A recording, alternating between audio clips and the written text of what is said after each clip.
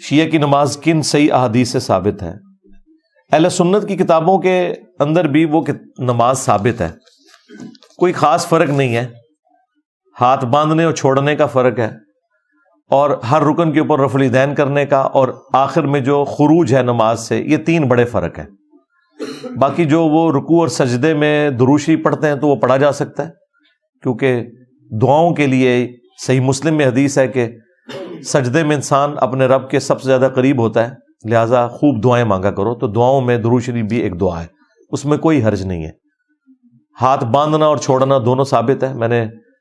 اس حوالے سے تفصیلی ویڈیوز ریکارڈ کروائی ہوئی ہیں، وہ آپ دیکھ لیں۔ باقی جو بیسک سٹرکچر ہے وہ